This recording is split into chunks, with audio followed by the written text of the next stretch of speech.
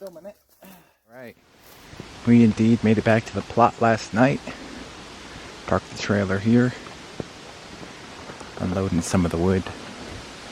And I figure since, excavating these trees and going through with the permit process is going to take quite a while, that I might make this little carport area my house, or I don't know, at least a day use area that I can hang out in. Get me away from the car and stuff like that. It was the carport for wood before, so it has a lot of these these old woods from before that we could just attach walls to and keep on going up. Just trying to keep the mosquitoes out, If I would want to sleep in here, which could be possible, mosquitoes do get kind of vicious. Those who are new, I'm at the northern tip of Maine. Got some free land from my grandmother. I'm gonna build on it and see what comes from that. Right now I only got a carport, but I've got 1.25 acres to build on. See what comes from that. Right now I'm in the permit and tree excavation leveling stage.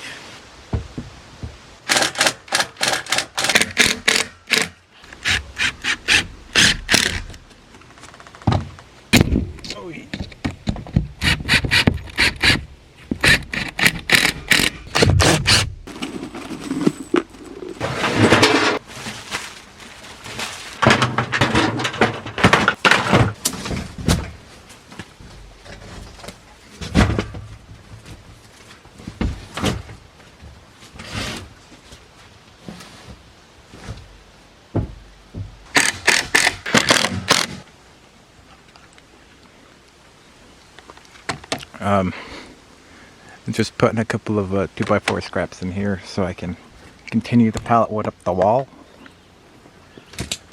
That'll continue all the way down. And I'll figure what to do on these angles right here. I have no clue at this point, but something, I'm sure. Thinking about a window right here. That'd be nice. It's not actually going to be a window. It's just going to be a screen.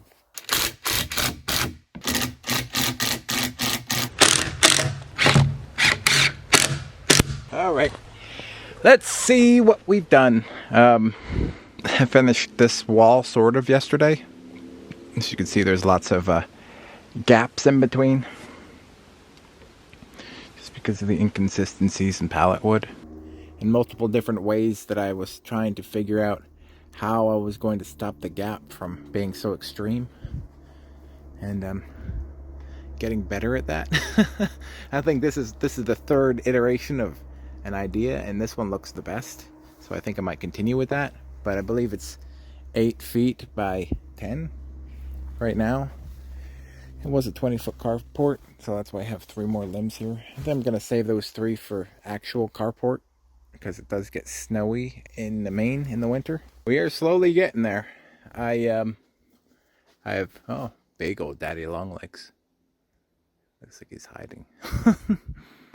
I'm still working on this side now. I don't think I ever showed you. I took a tree that fell down and I cut it to shape because I couldn't get another 7-foot long pole. So we've got this tree limb here, and it's working pretty well. I've got this another piece of plywood, another window, and some more wood going up there. With my method here. Oh look, that nail went all the way through the wood. Anyways, yeah, just overlapping the wood because that stops the gap from happening. And then as you can see, it rained last night, and the water gets through the gap. I actually dumped them all on the ground, so I'm keeping them there, and I'm just gonna pick them up as I need them.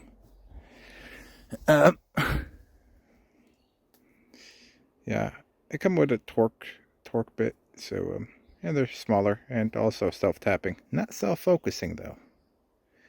That's something these nail people need to come up with, you know.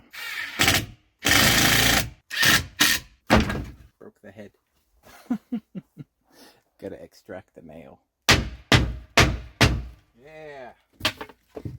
Take that.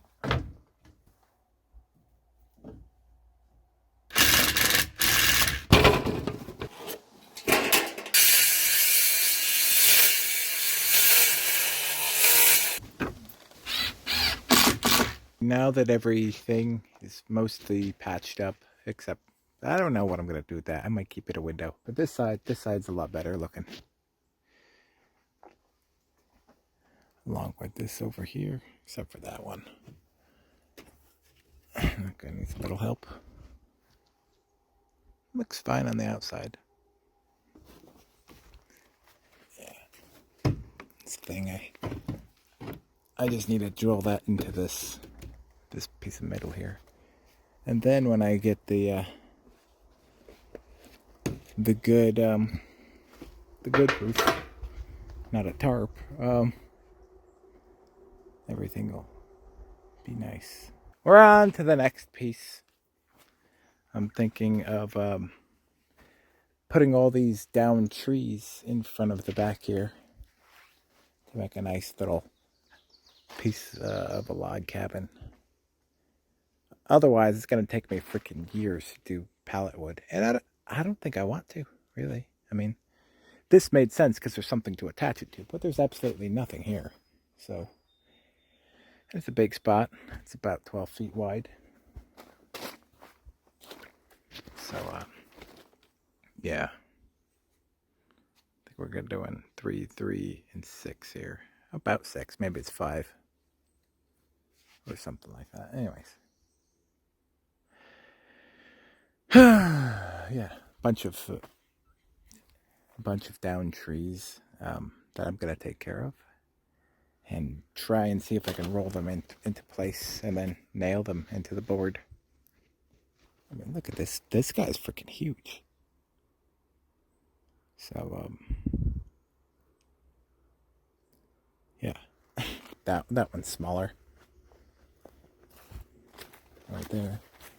And it looks to go relatively wide up. That one right there is also falling. That one. I don't know if that one's falling. No, that tree's just leaning on that one.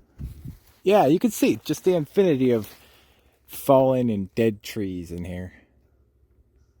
It's awesome because I can use them to make the back of the carport nice. And I can actually freaking live in here while I get my permit. If the chainsaw works today. I don't know if it's its day off. I saw that this wood was actually just leaning on a branch. That branch right there. So I lifted it off the branch, dropped it, and then cut and felled it. Yeah, I didn't want to get whacked in the face. I feel like falling off the ladder is good enough. I'm trying to be safe here, you know. No stitches. 0 deaths, you know. See that I missed the spot. Yeah, perfect. Yeah, I think this is... Yeah, that's what they do, really. The trees basically just rot at the stump and fall over. See that? I might have to cut it there. I'm not sure. Might still be partially attached to the tree. But yeah, that's the idea. Just to drape it across the back.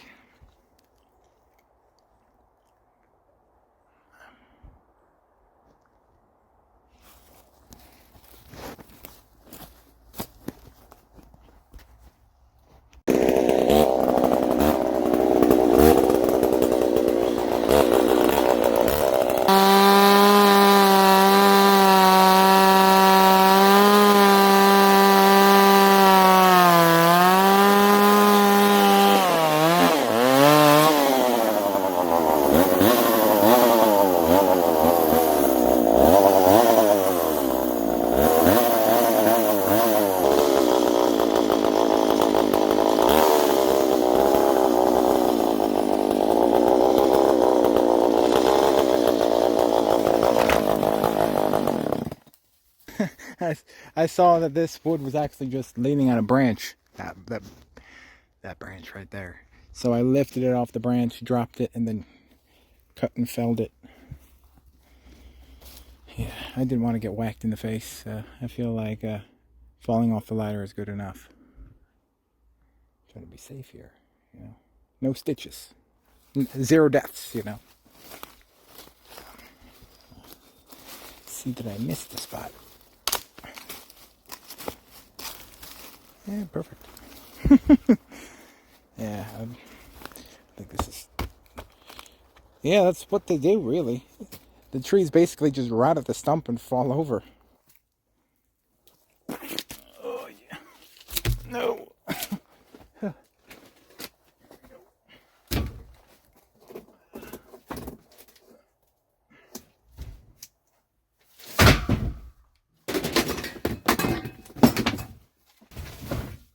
Getting the collection together. The stripping of the wood is actually pretty fun and meditative and creates excellent kindling. I mean, just look at this. It's all over the place. I'm going for longest piece of bark record. That's pretty good. Yeah. So I'm gonna do these. I've got a couple of them stripped here. And I have got these lag bolts. This one's 8 inches long, so it's long enough to go all the way through this first tree and into the metal of the base. And that should be pretty secure. Bunch of fell scraps. It's pretty good, you know. I love this. This is really nice.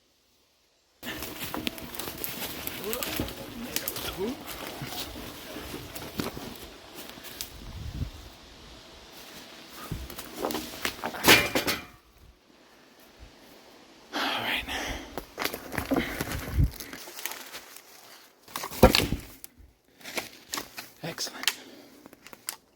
Make a nice accent piece. Looked it up. It's called paper birch because its bark normally peels off in paper-like layers. Pretty cool. I call this one mushroom birch right now because it's got quite a few mushrooms on it. Take a look at these bad boys. They kind of look like shells from the sea. They kind of like gritted like sand, you know? It's a birch polypore. It's a fungus that grows exclusively on birch trees. Holy moly.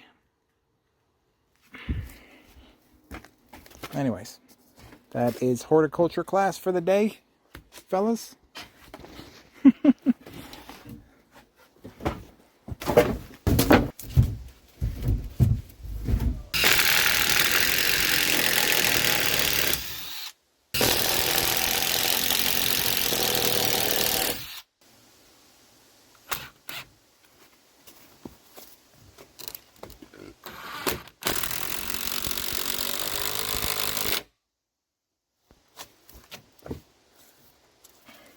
Looking good. So I'm going one into metal, one into log.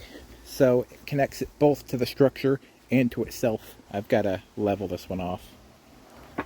First, all these knots right here. They're not going to be level. So we'll plane that off with the axe, make everything nice and smooth. And do it again.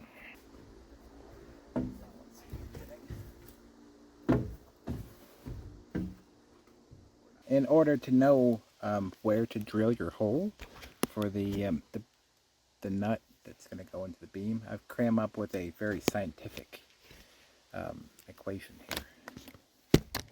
We'll just drill our hole.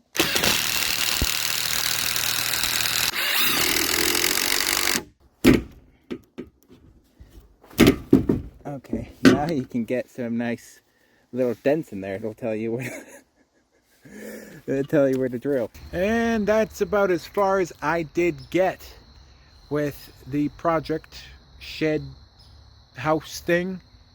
And as you can see, it is getting fall, so I decided to come back down to Connecticut and regroup. I am just so baffled at how fast 5 months has gone and how little towards the project I've actually completed. Although now I do have a permit, so I can start cutting down more trees so I can have more logs to put down there. I just ran out of logs. It looked like I had a lot of trees, but they were very old trees, and they're little more than, some of them, ashes. You know, you literally freaking look at them and they start disintegrating. And others are barely firewood. So, you know, I want to do things right, legally.